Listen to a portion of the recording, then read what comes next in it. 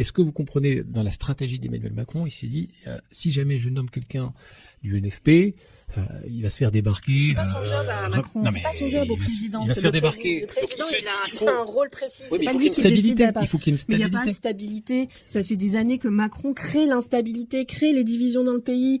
La réforme des retraites, c'est la plupart des Français qui sont contre et il va à coup de 49.3 systématiquement diriger le pays. Qui crée la division et l'instabilité si ce n'est un président qui, sur un coup de tête, comme l'a dit Monsieur Piednoir, sur un coup de tête, le soir des européennes, vexé comme un pou, dit « Oh, ben c'est bon, je dissous l'Assemblée nationale ». On n'a pas quelqu'un de stable au pouvoir.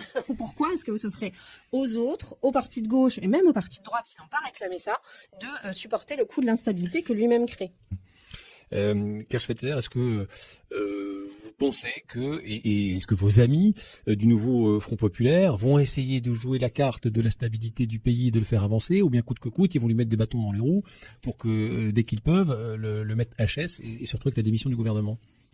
Alors déjà juste pour un point, parce que autre casquette, je suis aussi fonctionnaire d'État et oui, on a des services publics et des ministères et des administrations centrales déconcentrées qui tiennent la barre et heureusement, et alors qu'on est systématiquement en train d'entendre la droite dire il y a trop de fonctionnaires, les services publics faut les réformer, il en faut moins, ça coûte trop cher. On s'est rendu compte aussi que pendant quelques mois, là heureusement qu'on avait des services publics qui tenaient la route et heureusement qu'on met des moyens pour que ça tienne, parce qu'effectivement la continuité de l'État elle a été au moins préservée. Heureusement que l'administration continue de travailler quand il n'y a pas de oui, mais parce que on est exsangue sur plein de champs, sur plein de politiques publiques, ça devient catastrophique. Et les annonces qui ont été faites par le ministre maintenant démissionnaire pour de vrai de l'économie, Bruno Le Maire, sont quand même assez catastrophiques, avec quand même un certain manque de transparence. Et je pense que Monsieur Piednoir le partage, parce qu'il y a eu, je crois, un des rapporteurs à la question financière qui ont été largement choqués au Sénat de ce qui a été non délivré par Bercy. Bref, mais ça c'est, mais oui, mais on est quand même